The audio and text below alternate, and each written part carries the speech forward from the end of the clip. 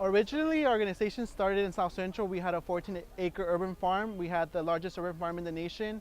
About 350 families cultivated their own organic produce in South Central Los Angeles.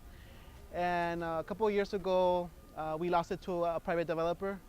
And so we initiated a campaign to try to save it and rescue it. Our organization was able to raise $60 million to purchase the property. But because of political reasons, and I guess our organization was ahead of their time in terms of the green movement here in Los Angeles, we were not able to save it. But if that struggle was to happen right now, I think, no hands down, the farm would have been saved. But it was a lot of nasty politics, backdoor deals, and corruption within our city council officials, and so we lost it. Their price right there, those are the prices right there. And so we started another farm in the Central Valley. They got a $5 I don't. Yeah, probably we do somewhere in there. And so we have a 85-acre certified organic farm in Buttonwillow, California, and we just acquired another property in Lake Hughes, which is 100 acres, and also a greenhouse in Arvin, California, which is about 10 acres. So we grow in different locations. We focus on creating sustainable farming practices and create food access where there's no access. So definitely this community is one of the target community we want to focus on, bring accessible organic food in the hood, right? Because there's no Trader Joe's, there's no Whole Foods right here. So which one? $8 one. $8 one? Okay. You don't have no $5. All right. $2 a change. Thank you. Have a great day. So we started about 10 years ago, and it's been a continuous struggle to be a sustainable farm. And I think that it's an excellent idea that people through farmers markets empower themselves to get better quality food. Right, a lot of the farmers here grow their own produce, and they come. So the idea of farmers markets are really essential to bring nutritious food into underserved neighborhoods, and also I think combat food deserts. So which is some people are known as food deserts. It ain't gonna work at 8. All right, cool. Get a 10. All right, they're really good. So yeah, that's what we do, and so we do multiple farmers markets. We also do a CSA program, and we also have a nonprofit that basically helps and assists urban and rural agriculture. So starting up farms.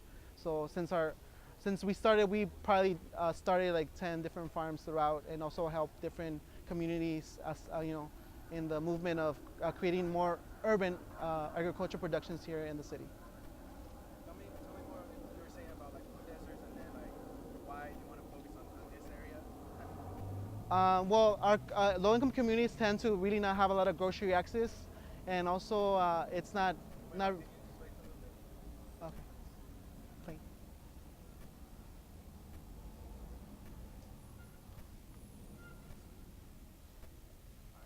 So underserved communities don't really have a lot of access to fresh grocery stores or even high-quality organic produce. A lot of the markets here, in my experience and experience with produce, a lot of them get like the really shitty produce. It doesn't even last that long in the fridge. It doesn't have any flavor.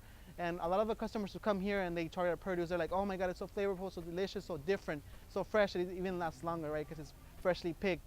So I think food deserts are definitely the way to combat them is through farmers markets. And I think in this past 5 years, more farmers markets have opened than before. So before there was only a couple. Now you see them in every corner, every neighborhood. Everybody wants a farmers market because it's an excellent way to bring community, build community, and create access. Alright, tell me about like the product itself, like compared to what's in the stores, like what goes in it and what doesn't go in this. We are certified organic, so we go through the process of paying the extra cash to get certified. It's all in our signs, our banner, USDA Organics. We belong to the California Certified Organic Farmers Association. So basically, we grow naturally, no chemicals, no pesticides, and we try to really educate the people about the health risk about consuming product with pesticides. All that stuff, all the illnesses in our communities are basically due to all the diet and all the fast food chains that are here in the neighborhood, right? They try to blame the community, but really, like when you have to go miles away out of your neighborhood to actually get fresh produce, then that says a lot, right? So a lot of people try to do research and they say, oh yeah, well this is wrong with the community, but nobody is really addressing the issue, and that's why I think our organization decided to step up to the plate and stop waiting for politicians and actually took the initiative to create access points. And so we do a couple farmers markets throughout the city of Los Angeles. Yeah, I'm wondering. Sounds like you're doing a ton of stuff. Like, what are like the biggest challenges that you're coming up against? Well, the biggest challenge is I think is to be a sustainable farm. I think that's really hard. If you don't, we started from nothing and now we have 3 farms, so it's kind of been a very it's been a learning experience for everybody. I think that if we had mentors to guide us through the process, because I mean, farming a 14-acre farm is nothing when once you're farming like big acreage, right? It's 85, 100, 15. It's a whole different playing field. It's completely different.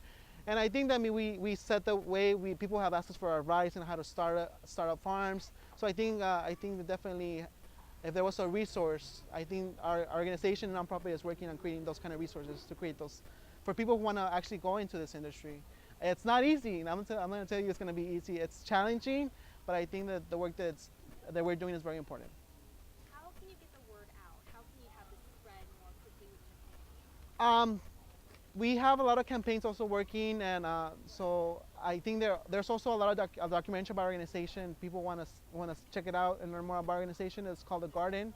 It was nominated for an Academy Award in 2009. So we definitely organization and farm is well known throughout the world because of the struggle we carry here in Los Angeles to try to save the farm here in South Central. So I think that that itself, the documentary gives a lot of attention to the food crisis in urban cities. And I think that our struggle is really essential in paving the way for a lot of the community gardens in the neighborhood and other cities to actually expand.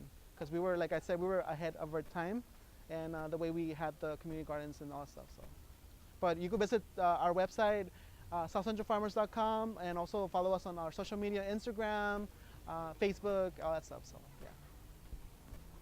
Hello.